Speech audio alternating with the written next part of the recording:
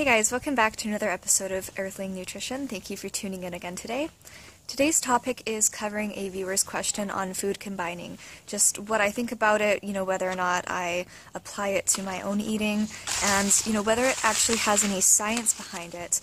And so I'll be talking about those things today. So first of all, what is currently being said about food combining?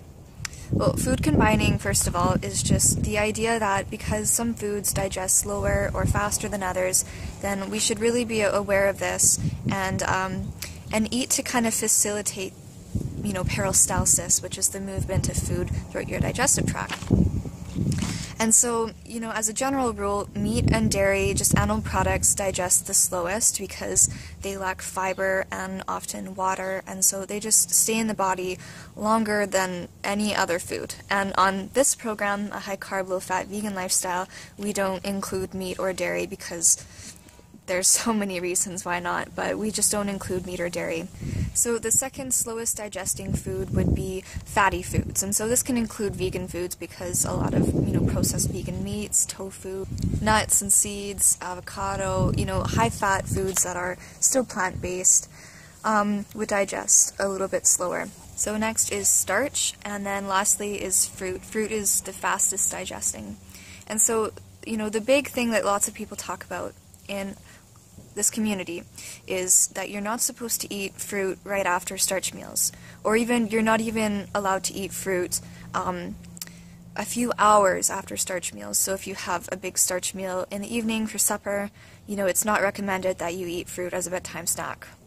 And so, I did some research online and I really couldn't find anything that, like any scientific research that showed that there was, intestinal discomfort experienced by people that would do this. And so there's currently no clinical trials that show any evidence. There's just first-hand testimonies and anecdotes and things like that, and those can be valuable too, because not everything has to be proven by science to to be applicable to your life, I guess.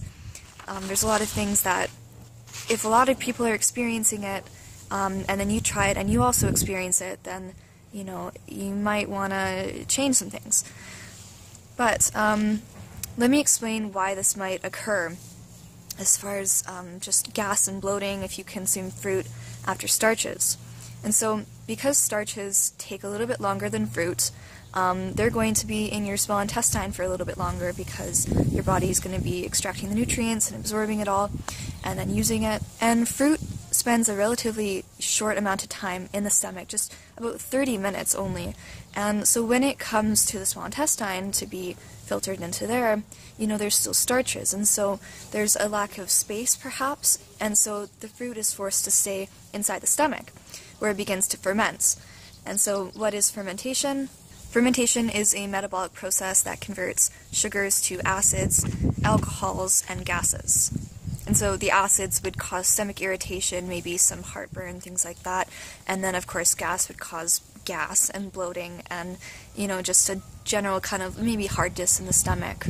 And so the main point I'd like to make is that, your body is very good at handling lots of different foods at one time and having a lot of different enzymes that are present in breaking down food. Because we don't always consume mono meals, right? And, mono meals are really great because you're just using, a few different types of enzymes to break down the food, and it tends to be a little bit faster in digestion, but at the same time, if you're consuming lots of fiber and water, all of it is going to be kind of processed together. And so I personally don't believe, although I'm just basing this off of my own experience too, I don't believe that there's any problem with eating fruit after starches or even fruit with starches. For example, I'll have rice meal in the morning and I'll have some dates and raisins with it. I experience no problems with bloating or anything. I find that, they just go really well together. My stomach is quiet, no gas, no bloating, that's it. Same with apples and oatmeal, that's a pretty common combination. And Yeah, I actually can't eat oats just because there's a prolam in it that's similar to gluten, and because I have celiac, I also am intolerant to oats. That's just something I found out this year. And so, but a lot of people will have oatmeal and apples, and again, no problems. Another thing I do is, I'll cut up a fresh tomato, which is a fruit, and have it with my starch meals, just as a fresh tomato sauce. And again, I experience no problems. I think that if you were to try to, eat a huge starch meal and then, 30 minutes after try to drink a 10-banana smoothie, this is going to cause problems. But you're not really likely to do this because you're still going to be full from your starch meal, right? And so I would say there's nothing wrong with having a smoothie for a bedtime snack. You might want to wait 2 to 3 hours, but it's going to take that amount of time for you to feel hungry again anyway. So you don't need to avoid fruit at night just because of this food combining thing, because there isn't really any scientific research, and just the best thing to do is just try it yourself and not just take anyone's word for it. You have to question things, try it out, and then make your own conclusions, right? So anyway, I hope that this information has helped, and I do really encourage you guys to try out things yourself, and especially with food combining, because it's definitely a hot topic in this community. So yeah, but guys, have an abundant day, and I will see you next video. Bye. I'm a songbird, you've gone for growth, or so the story.